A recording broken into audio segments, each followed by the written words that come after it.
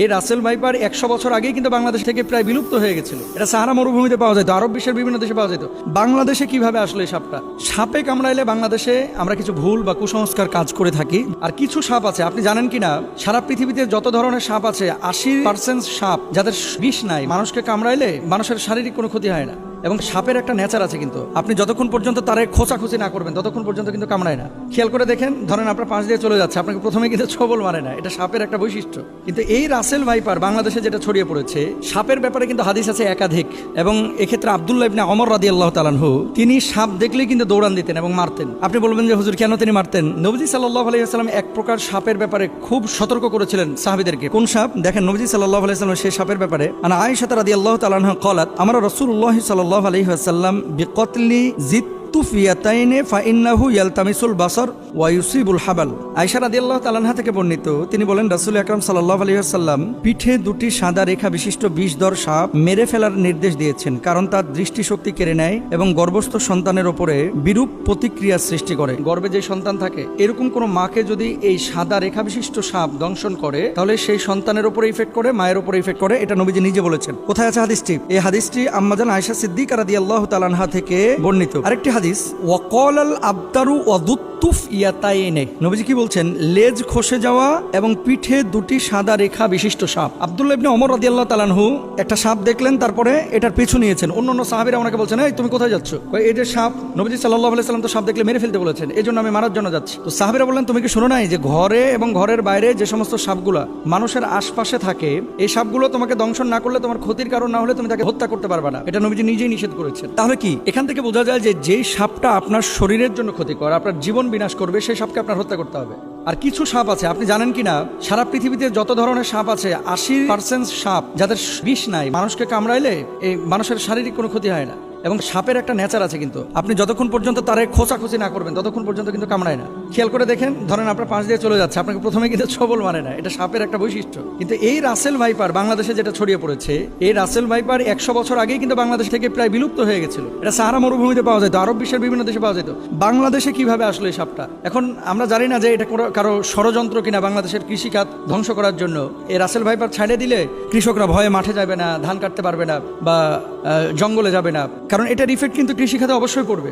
ডাক্তাররা বলতেছে যে এটা যদি দংশন করে তাহলে মানুষ মারা যাবে খুব শীঘ্রই। এবং মেডিসিন বা ইনজেকশন দেওয়ার পরে, অ্যান্টিভেনম দেওয়ার পরেও কিন্তু কাজ হয় না। অনেক সময় কিডনি বিকল করে ফেলে, হার্ট দুর্বল করে ফেলে, হার্ট বিকল করে ফেলে, এই জন্য মানুষ মারা যায়। এখন নবীজি সাল্লাল্লাহু আলাইহি ওয়াসাল্লামের সেই হাদিস থেকে আমরা স্পষ্টরূপে বুঝতে পারি, যেহেতু রাসেল ভাইপার মানুষের জন্য ক্ষতিকর। এবং আজকে দেখলাম পত্রিকায় ফরিদপুরের একজন লিডার, তিনি ঘোষণা করেছেন যে রাসেল ভাইপার একটারে যে মারতে পারবে তার আমি 50,000 টাকা পুরস্কার দেব। তো এখন মানুষের জীবন আগে ভাই।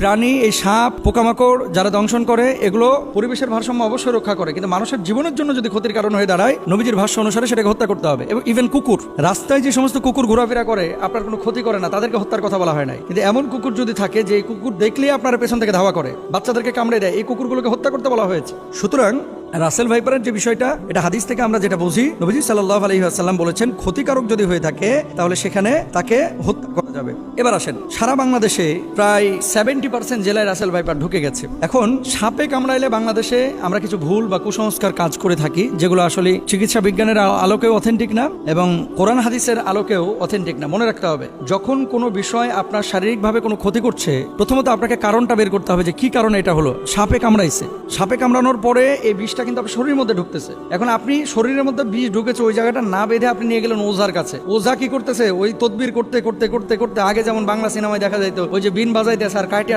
যেই সাপটা দংশন করছে এ আবার উড়িয়া চলে যেতেছে একেবারে। হ্যাঁ, আসার পরে ওখানে মনে করেন মুখটা দিয়ে আবার মনে করেন বিষ বাইর করে ফেলে। এগুলো মিথ্যা কথা ভাই, এগুলো কোনো ভিত্তি নাই। তবে হ্যাঁ, নবীজি সাল্লাল্লাহু আলাইহি ওয়াসাল্লামের সাহাবীরা একটা কাজ করেছিলেন, সূরা ফাতিহা পড়ে ওই জায়গাটায় থুথু লাগিয়েছিলেন, তারপরে ওটা বের হয়ে গেছিল। এর মানে এই না যে থুথু লাগাইলেই সাপের বিষ বাইরে হয়ে যাবে। কামড়াইছে রাসেল ভাইপার, আর আপনি নামাজ পড়েন না, রোজা করেন না, থুতু লাগাই দিতেছেন, থুতুকে এখন কপ ফেললেও কিন্তু বিষ বাইরে হবে না। এগুলো খেয়াল রাখতে হবে। তাহলে আপনার করণীয় কি? আপনাকে যাইতে হবে ডাক্তারের কাছে। আপনি ডাক্তারের কাছে যান, যাওয়ার পরে আপনি চিকিৎসা নেবেন। আর ওজা, তারপরে বিন বাজানো, এই সমস্ত জিনিসগুলো অথেন্টিক যেহেতু না, যে জায়গাটায় অথেন্টিক বা কারো কাছে এমন কোনো মেডিসিন থাকলে আপনি সেই জায়গাটায় চিকিৎসা নিতে পারেন। আবার আমাকে ভুল বুঝেন না, ঝাড়ফুঁক ইসলামে কিন্তু জায়েজ, কিন্তু কবিরাজির নামে এই যে বিন বাজাইতে বাজাইতে সাপকে দৌড়ায় নিয়ে আসা। আচ্ছা ভাই, সাপ এখানে কামড়ানোর পর কি বসে থাকে?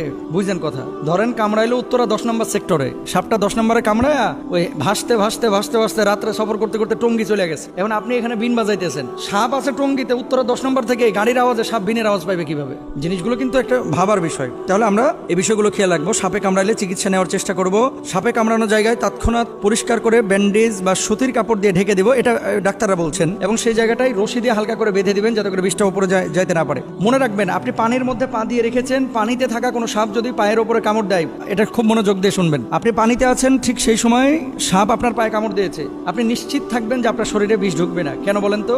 সাপটা যখন কামড় দেয়, বিষটা যখন এই তার দাঁত থেকে বা মুখ থেকে ছাড়ে, বিষটা ছাড়ার সাথে সাথে পানির সাথে মিশে ওই বিষটা আর শরীরের মধ্যে ঢুকে না। এই জন্য সাধারণত বিষধর সাপ পানির মধ্যে কামড় দেয় না। এই ধরা সাপ টোরা সাপ যেগুলো কামড় দেয়, চিন্তার কোনো কারণ নাই। কিন্তু শুকনো জায়গায় যদি আপনারা সাপে কামড় দেয়, বি কেয়ারফুল। এখানে আমাদের একটু সচেতন হতে হবে। অনেকে সাপে কামড় দেওয়ার পর ওই জায়গাটা মুখ লাগায় চুষে বিষ নামানোর চেষ্টা করে, এটা সম্ভব না। চুষ দিয়ে বিষ বাইর করাটা, এটা বিশেষ করে রাসেল ভাইপারের কোনোভাবেই সম্ভব না। আর বিষাক্ত সাপে কাটলে বাঁচার একটাই পথ, দ্রুত হাসপাতালে যাওয়া, আল্লাহর কাছে দোয়া করা, সূরা ফাতিহা পড়ে সেই জায়গাটায় ফুৎকার করা। যেহেতু এই সূরাকে বলা হয় সূরাতুশ শিফা, মনে রাখবেন সূরা ফাতিহাটাকে বলা হয় সূরাতুশ শিফা। এবং সাহাবীরা এই আমলটা করে ফলাফল পেয়েছে। আমরা আমলটাও করব এবং হসপিটালেও যাব, আল্লাহর উপর তাওয়াক্কুল করব। আল্লাহ তাআলা তৌফিক দান করুন।